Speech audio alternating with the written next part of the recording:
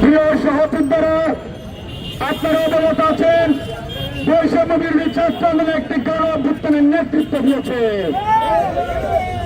বৈষম্য বিরোধী ছাত্র আন্দোলন সর্বদা সন্ত্রাস, চাঁদাবাজ, দুর্নীতির বিরুদ্ধে এবং বিপ্লব রক্ষায় কাজ করে যাবে। আমরা দেখতে পেয়েছি আজকে বঙ্গবাজারে আমাদের ঢাকা বিশ্ববিদ্যালয়ের মেধাবী শিক্ষার্থী এবং সাংবাদিক সমিতির সভাপতি আলফাটি ভুইয়া সহ অনেকের উপর বর্বর হামলা করেছে সন্ত্রাসীরা। আমরা আজকের এই টিএসসির রাজীব ভাস্কর্য পাওয়াজ থেকে বলতে চাই, যারা এই সকল সন্ত্রাসের সাথে জড়িত, যারা এই সকল হামলার সাথে জড়িত, তাদেরকে অনতি বিলম্বে গ্রেপ্তার করতে হবে। প্রিয় সহযোদ্ধারা, আমি কিছুক্ষণ আগে সাদি ভাইয়ের সাথে কথা বলে এসেছি। সাদি ভাই স্পষ্ট করেছেন সেখানে আসলে কারা হামলার সাথে জড়িত। তিনি বলেছেন সেই ফ্যাসিবাদের দোসর আওয়ামী লীগের দালাল চামিনী, যিনি কিনা ঢাকা সিটি কর্পোরেশনের বহিষ্কৃত কাউন্সিলর, সে চামিনী এবং তার সাথে যোগ দিয়েছে এই শাহবাগ থানার এক বিএনপি নেতা, তার নাম স্বপন।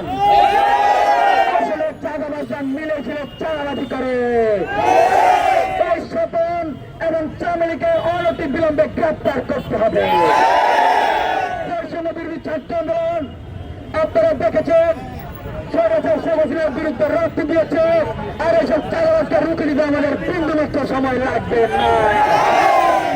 আজকে এই মঞ্চ থেকে দুটি দাবি স্পষ্ট করতে চাই।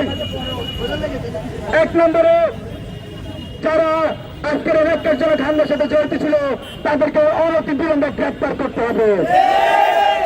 আমাদের 2 নম্বর দাবি, সারা দেশে যে সকল স্থানে সিন্ডিকেটের মাধ্যমে চাঁদাবাজি করছে, যারা বিভিন্ন ধরনের নাম ব্যবহার করছে, তাদেরকে আইনের আওতায় আনতে হবে। প্রিয় সহযোদ্ধারা, বৈষম্য বিরোধী ছাত্র আন্দোলন আগামী দিনে সন্ত্রাস, চাঁদাবাজ, দুর্নীতির বিরুদ্ধে একসাথে কাজ করে যাবে।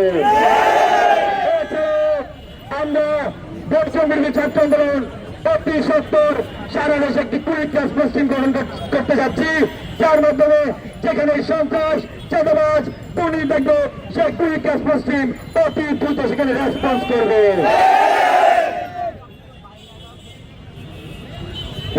ধন্যবাদ।